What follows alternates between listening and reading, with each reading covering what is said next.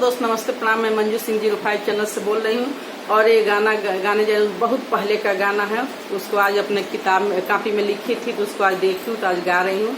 आप लोग कमेंट बताइएगा सुन करके कि कैसा लगा आप लोग को गाना, और पसंद आएगा तो शेयर लाइक सब्सक्राइब जरूर करिएगा।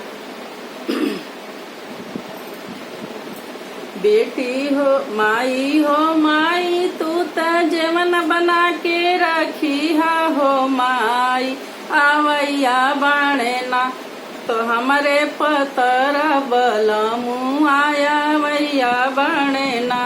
माई हो माई तू त जेवन बना के रखी है वैया बाणे ना, हमरे पतर बलमु आया वैया बाणे ना। बेटी हो बेटी तू त जुगुली छिनरिया कैसे के जनलू ना, पतर बलमु के आवैया कैसे के जनलू ना।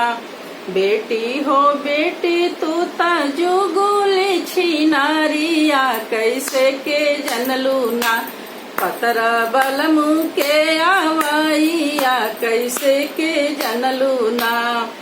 आखी हमरा फाड़ा के लीलर माटी कुली झाल के या चरवा पापीना हो या चरवा पापीना, हमके खबर जनवलसिया चरवा पापीना।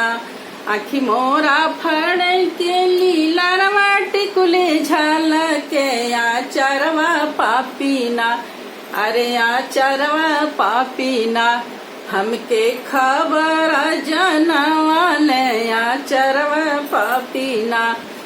चाची हो चाची जे मनवा बना के रखी हो चाची आवैया बाणे ना, अरे आवैया बाणे ना, हमरो पतर बलमु आया वैया बाणे ना, हमार पतर बलमु आया वैया बाणे ना।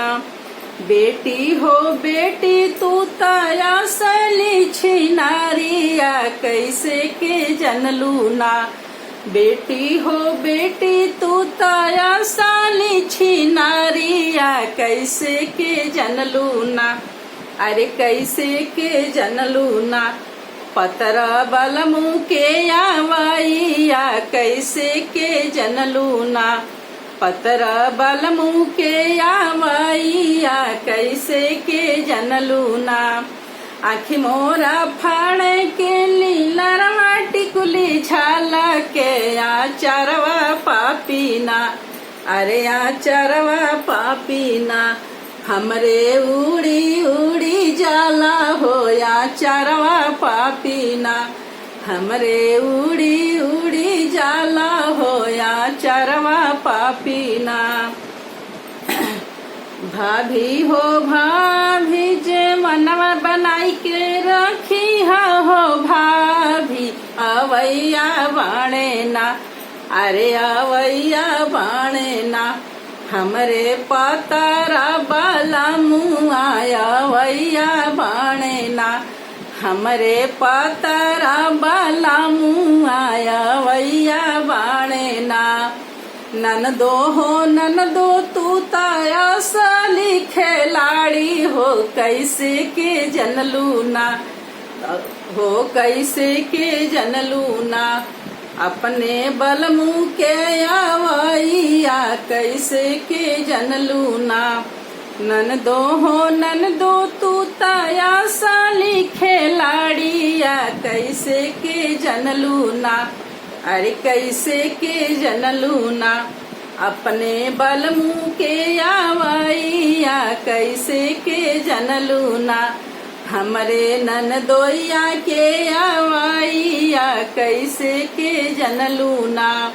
आखी मोरा फाड़े के लीलर माटी कुली झाल के या चरवा पापीना, अरे या चरवा पापीना, मोहि के खबर जनवलसिया चरवा पापीना, मोहि के खबर जनवलसिया चरवा पापीना।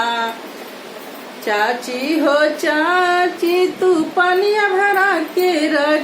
है वैया बाणे ना, अरे वैया बाणे ना, तोहरे हमरे पतारा बाला मुआ वैया बाणे ना। हेलो गाइस, नमस्ते।